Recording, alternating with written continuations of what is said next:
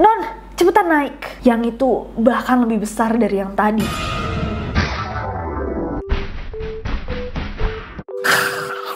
Hey guys, it's Nessie and welcome back to Neror. Sekali lagi kita bertemu di Neror minggu ini. Kalau kalian belum nonton Neror episode sebelumnya tentang misteri yang sempat mengguncangkan Taiwan di tahun 1998, misteri asli The Red Robed Kid, tonton dulu. Di rekaman video yang menunjukkan para anggota keluarga sedang berbaris di tepi jurang, terlihat ada sosok anak kecil berbaju merah yang ikut berjalan di belakang barisan. Nah, beberapa kali di Neror kita pernah bersama-sama membahas tentang cerita-cerita menyeramkan atau pengalaman mengerikan yang pernah dilalui oleh para driver ojek online. Cerita horor, mistis, yang terkadang sulit dicerna oleh nalar, tapi konon memang benar-benar terjadi. Kadang ketika mendengar cerita-cerita pengalaman paranormal activities, aku jadi kepikiran, apakah pengalaman-pengalaman tersebut terjadi karena ada campur tangan dari makhluk-makhluk yang ada di alam seberang, atau sebenarnya kejadian yang dialami itu hanya ilusi dari pikiran manusia yang sedang kalut, kusut tidak karuan, atau bahkan fisik yang sudah kelelahan. Malam ini di Neror kita akan bersama-sama membaca satu cerita pengalaman horor yang sangat mengerikan dari seorang penumpang ojek online bersama drivernya. Cerita ini dibagikan di Twitter dan di-request oleh Delilah Jasmine. Thank you so much. Hai Nessie and team, aku mau request ini untuk pembahasan Neror selanjutnya. Aku pernah nemu satu thread Twitter yang cukup menyeramkan. Cerita tentang pengalaman horor saat naik ojek online. Tolong dibahas, aku sama teman-temanku suka banget nontonin Neror, sampai selalu nobar Neror bareng teman-temanku di kelas. Cool. Bahkan mamaku juga selalu minta nonton Neror kalau hari Jumat malam. Oke. Salam ya Delilah buat mamanya. So malam ini bersama-sama kita akan membaca thread pengalaman horor saat naik ojek online. So without any further ado, stop senyum-senyum, cause shit's about to go down. Cerita yang pertama ini datang dari sebuah utas yang dibagikan oleh Zaf di akun Twitter @akubaigula pada April tahun 2021 lalu. Dia menceritakan pengalaman mistis yang dia lalui saat dia diantar pulang oleh ojol. Sampai saat ini threadnya sudah disukai lebih dari 83.000 akun. Dia memulai utasnya dengan tweet yang ini beneran malam terburuk yang pernah gue alami. Gue percaya dunia lain beneran ada. Oh my god. CK. Gue mau cerita pengalaman ini ke mutual gue karena ini pertama kalinya gue ngalamin dan beneran serem banget. Dan inilah pengalamannya Zaf. Jadi ceritanya tadi tuh gue abis bukber sama teman-teman gue. Ceritanya dimulai dari hal aneh awal ini. Pas gue order Gojek mau pulang, ada 2 Gojek yang ngaku nerima order atas nama gue. Kalian bisa lihat bahwa itu ada di jam yang sama. Dari situ gue gak mikir apa-apa yang aneh karena gue pikir ya Gojeknya aja yang error. Dan jujur sampai sekarang gue pun gak tahu apakah itu benar-benar Gojeknya yang error. Gue putuskan untuk naik Gojek si Mas A karena typing dia sopan banget. Dia manggil gue dengan sebutan non, dan akhirnya gue pilih untuk naik si driver A dan minta maaf sama driver B dan minta tolong untuk cancel aja. Dia juga gak keberatan. Awal ride-nya biasa aja, si driver ngajak ngobrol seperti biasa, ngomongin tentang pemancingan yang kita lewatin ramai banget. Padahal biasanya super sepi. Si driver sempat bilang, oh mungkin karena puasa kali ya non. Terus ya udah kita ngobrol aja, asik. Perjalanan gue dari BK ke rumah itu jaraknya sekitar 10 menit aja. Dan jalannya bener-bener kayak gue udah hatam karena emang gue lahir dan tumbuh di tempat ini. Gue hafal banget seluk-beluk jalanan di sekitar rumah gue. Tapi ya emang jalanan ke rumah gue itu cukup seram dan melewati sawah. Dan juga daerah rumah gue itu terkenal seram. Tapi ya gue biasa aja karena emang selama ini gue gak pernah ngalamin hal-hal yang aneh. Lanjut ke cerita gue sama si Gojek. Selama perjalanan kita ngobrol asik, dia nanya-nanya gue bukber sama siapa, bla bla bla. Sampai tiba-tiba dia bilang, non maaf ya kalau saya gak sopan pakai celana pendek seperti ini. Gue jawab, iya gak apa-apa kok mas, saya santai. Nah setelah dia ngomong kayak gitu, tiba-tiba motor dia tuh mulai bergerak dengan pelan. Di situ kan gue lagi main HP. Nah tiba-tiba dia bilang, non ini bener kan jalannya? Ini gelap banget loh, sempit banget juga,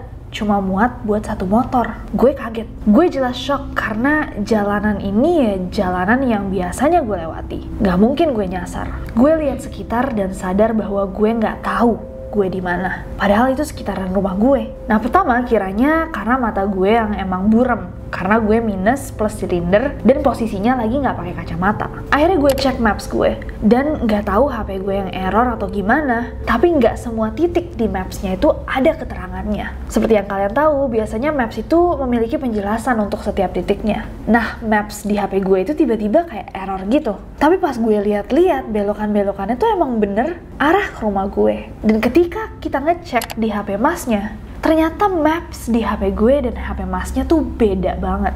Kita diarahin ke tempat yang berbeda, tapi kita memutuskan untuk mengikuti maps di HP masnya aja. Dan akhirnya kita melanjutkan perjalanan menggunakan maps dari HP masnya. Sampai tiba-tiba gue nggak tahu, beneran pusing, mata gue gelap banget karena tiba-tiba kita ada di tengah sawah. Di depan kita ada rumah kecil yang terbuat dari kayu berwarna putih. Gue sempat ngeliat mas ojolnya dan mukanya udah pucat banget. Motornya juga sempat mati sebentar dan sumpah gue udah mau nangis di situ. Gue beneran mikir bahwa malam inilah gue akan mati. Si mas pun ngomong, "Non, kita di mana?" Suara dia pun bergetar kayak mau menangis. Dan ya gue juga sama. Terus gue bilang, "Mas, coba cek maps mas. Soalnya di maps saya ini buntu. Nggak ada gambar jalannya." Si mas ngecek, gue pun ngecek, lumayan lama sampai tiba-tiba masnya bilang, "Non, cepetan naik. Kita jangan lama-lama di sini." Gue panik dong. Ya udah, akhirnya kita balik ke jalan sebelumnya. Nah, pas sudah agak jauh, si masnya tuh bilang, "Non, tadi tuh ada yang ngeliatin kita. Dia gede banget dan ada abangnya." Gue merinding gila, gue nangis. Nah, habis itu kita langsung pakai jalan alternatif yang ada di maps masnya, karena maps gue masih error. Sampai tiba-tiba kita muncul di tempat yang mirip. Cuma bedanya, ini jalanan cuma sebesar satu batu bata. Hanya bisa dilewati oleh pejalan kaki. Dan kanan kirinya itu semua sawah. Di situ gue udah sesek banget, mau nangis pun gak bisa. Akhirnya gue bilang, "Mas, ayo kita putar balik aja." Karena perasaan gue udah gak enak. Gue makin sesek di situ. Dan akhirnya masnya tuh muter motornya dan gue harus turun dulu karena saking sempitnya. Gue udah lemes banget dan kalian bayangin itu jadi jalanannya sempit dan masnya harus muter sementara gue berdiri nungguin dia muter motornya. Baru setengah dia muter motornya, tiba-tiba dia bilang, "Non, cepetan naik." Ya gue bingung dong, gimana gue mau naik orang posisi motornya baru setengah muter, miring madep sawah. Tapi karena panik banget, ya udah gue naik. Dan Mas itu langsung kayak ngangkat motornya, naik gas kenceng banget. Di jalan dia bilang, "Non, yang itu bahkan lebih besar dari yang tadi." Gue makin pusing. Akhirnya gue sempetin untuk buka YouTube dan memainkan ayat kursi. Karena jujur, bahkan gue udah gak bisa ngucap apa-apa. Gak tahu kenapa. Gue buka maps dan ya kita lanjut. Jalan masih pakai maps dari HP si Mas. Dan sekali lagi kita diarahin ke rumah kecil sebelumnya. Gue panik banget bilang, "Mas, jangan ke situ lagi please." Terus si Mas bilang, "Non, demi Allah, saya tuh seneng banget Non takut." "Non beneran kan Non?" Dia mastiin dong bahwa gue itu manusia atau bukan. Di saat gue juga meragukan apakah dia manusia atau tidak. Bayangin guys, kita tuh kayak orang gila. Intinya dari situ dia kayaknya juga percaya sih kalau gue manusia karena gue mainin ayat kursi dari YouTube. Nah dari situ kita benar-benar nyoba semua cabang jalan yang ada. Sampai tiba-tiba maps gue kembali benar dan muncul tujuannya. Ketika itu terjadi, akhirnya kita memutuskan untuk mengikuti maps di HP gue karena maps di HP-nya si Mas ini semakin ngaco. Sampai tiba-tiba kita tuh ada di tempat yang gue tahu jelas itu di mana. Posisinya di samping kuburan dekat lapangan yang biasa dipakai anak pramuka persami. Dan dulu waktu SD gue juga emang pernah persami di situ. So jelas gue hafal banget sama jalanan itu. Tapi masih bingung kenapa kita bisa nyasar dan tiba-tiba ada di tempat ini. Tapi jujur di situ gue lega banget dan bilang, "Mas, saya tahu kita di mana." Dan si Mas ini udah kayak di ujung kehidupan gitu. Dia bilang, "Kita selamat Non. Non, sumpah ini pertama kalinya saya ngalamin ini.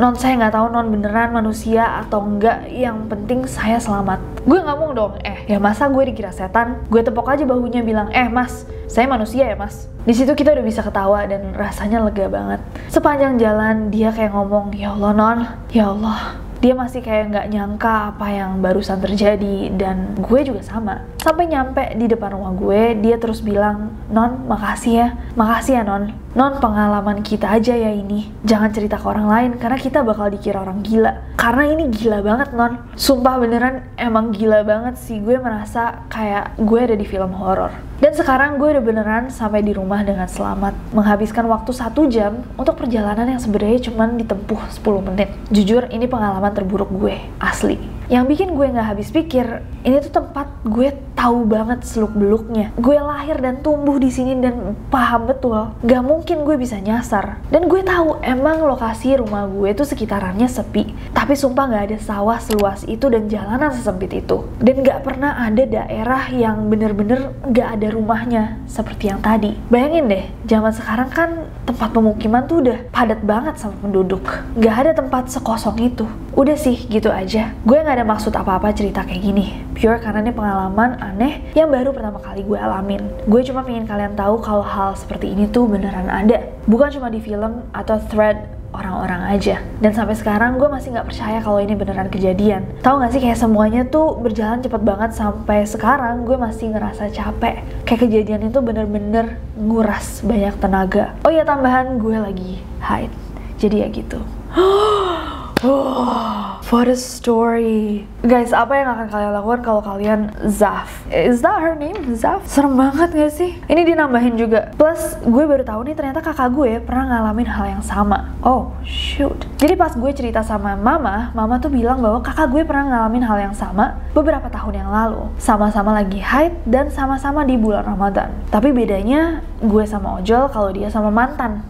Ini kakaknya cerita ya. Iya, mau maghrib lagi bulan puasa juga, gue lagi dapet juga. Tapi waktu itu nggak selama lo sih, sampai sejam. Gue dibawanya ke lapangan gede. Dibilang lapangan, tapi kayak sawah. Ada pohon yang gede banget. Nggak ada rumah sama sekali. Tapi banyak kuburan. Sumpah, sama. Di pohon gedenya ada rumah putih kecil itu nggak? Kalau gue ada. Gue lupa deh kalau ada rumah kecil apa kagaknya. Cuma yang gue fokus banyak kuburan.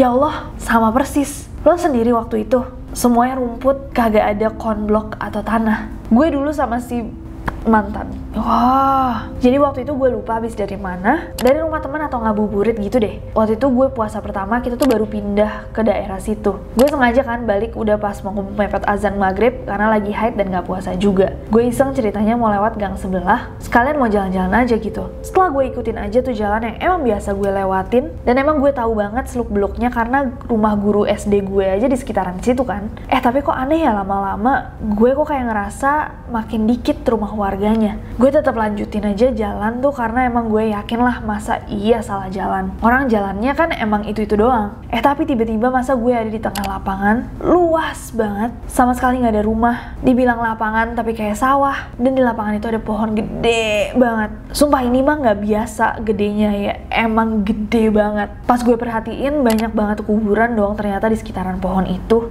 Yang anehnya, kok semua jalan yang gue lewatin tadi tuh berubah jadi rumput semua. Sama sekali gak ada konblok atau tanah. Logikanya ya gue gak mungkin lah nerobos jalan yang gak ada akses jalan motor atau pejalan kakinya kan. Gue kikuk dong mau muter balik pas sadar posisi udah di tengah-tengah lapangan itu. Posisinya gue dibonceng, bayangin dong gue di belakang, takut banget tiba-tiba dipegang atau ditarik gitu-gitu. Udah nano-nano banget deh rasanya. Pas gue putar balik, tiba-tiba gue ketemu di jalan yang gue emang udah hafal banget seluk-beluknya. Karena dulu gue SD pernah camping di situ dan emang deket rumah kakak pembina pramuka gue. Walaupun emang di situ juga serem say. Di situ juga ada pohon gede yang bawahnya kuburan semua. Dan dulu pas gue persami di sana, gue pernah lihat Tante K segede rumah. Berarti dia benar-benar muncul di tempat yang sama ya sama adiknya juga yang deket persami itu. Gue inget pas gue kelas 6 SD, singkat cerita gue sama teman-teman lagi duduk di tenda yang mana isinya tuh semua cewek-cewek gitu kan. Habis sholat maghrib sampai jam 3, itu teman-teman gue lagi santai aja sama gue nungguin waktu jurit malam. Dan sekedar keluar sekali-sekali untuk ngeliat api unggun. Tapi kok gue ngerasa ada yang aneh ya, kayak ada sesuatu yang selalu ngeliatin gue. Nah pas gue nengok ke pohon yang gede banget yang ada di persami itu, ternyata di samping pohon itu ada rumah. Posisi rumahnya itu membelakangi si pohon. Nah jadi di belakang tembok dari si rumah ini ada sesuatu putih yang besar banget, dan atasnya tuh kayak ada item-itemnya. Dan sesuatu ini tuh tinggi banget, setinggi rumah itu. Ya gue awalnya mikirnya kayak, oh ini rumahnya aneh banget, belakangnya ada yang dicat putih gitulah sebagai desainnya, belang. Tapi nggak tahu kenapa gue tuh kayak ngeliatin terus nih si rumah itu dan cat anehnya yang warna putih ada hitamnya atasnya. Dan sampai di keesokan harinya, tahu nggak? Pas pagi-pagi sekitar jam 6, kan udah mulai terang dan kakak-kakak pembina itu ngajak jalan-jalan, muterin sawah dan sekitarnya. Pas gue lihat ke arah rumah yang semalam, warna dari tembok belakangnya itu full hijau. Jadi yang semalam putih-putih itu bukanlah cat dari rumahnya. Wow. Oke, to assume that the story is real ya, berarti di sekitar rumahnya sang pemilik Threads, Zaf, ini ada semacam portal gitu ya guys. Kayak dimana ketika kamu melewati this area, mungkin kamu bisa terteleportasi ke tempat alam yang berbeda. Gimana guys? Apa kalian percaya? Ceritanya sangat mengerikan ya. Apa yang akan kalian lakukan kalau kalian adalah Zaf? Kayak di tempat yang kalian udah yakin banget kalian kenal, tapi somehow kalian ngerasa kayak ada di universe yang berbeda, di alternate reality. Haruskah kita membahas alternate realities untuk neror ke depannya? Teori konspirasi tentang adanya multiverse? Tergantung kalian neroris, boleh banget di request di bawah. Share please di bawah kalau misalkan kalian pernah mengalami cerita yang sama mengerikannya, atau cerita-cerita serupa di mana kalian ada di tempat yang kalian kenal sekali, tapi tiba-tiba kalian dikejutkan oleh sesuatu yang kalian tidak kenal gitu. Semacam glitch in the Matrix. Ya nggak sih? Kalau kalian belum nonton Glitch in the Matrix. Kamu pernah denger gak sih orang-orang yang, jadi dulu waktu zamannya Tumblr lagi gede banget, ada tuh salah satu post yang bilang kayak pada waktu-waktu tertentu tempat-tempat yang kalian kenal itu berubah menjadi tempat yang terasa seperti universe berbeda. Kayak misalkan sekolah di malam hari,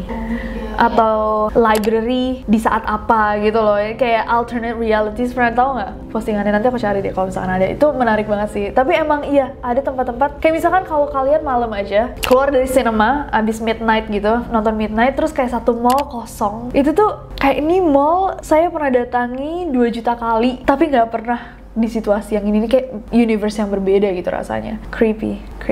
Anyways, semoga kalian semua enjoy neror kali ini, menceritakan pengalamannya Zaf. Thank you so much Zaf untuk nge-share ini di Twitter. Tadi yang request juga thank you so much for requesting it. Such a fascinating story. Semoga Zaf dan kakaknya tidak diganggu lagi. Tapi kalau misalkan ini pernah terjadi lagi, boleh banget diceritain lagi ya. Kayak aku penasaran jujur sama this whole alternate realities. Kalau kalian mau langsung baca threadnya, ada di @akubaigula di Twitter. Thank you so much everybody. Kalau misalkan kalian suka videonya, klik like ya, follow aku di Instagram dan Twitter, gampang banget, Nesi Jajaja, dan subscribe ke channelnya, juga nyalain notification-nya biar kalian tahu kalau misalkan aku upload video baru, karena aku gak sabar buat ketemu kalian lagi. Bye bye.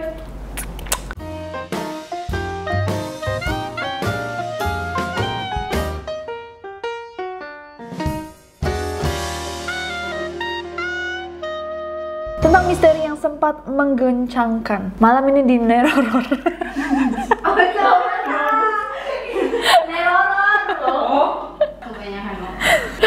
Udah serem malam ini Neror. Terus si driver. Gue lihat sekitar dan sadar bahwa gue nggak sadar. Seperti yang kalian tahu, biasanya maps itu kan ada titik-titik dan ada jelasnya. Coba cek maps, mas. Coba cek maps, mas.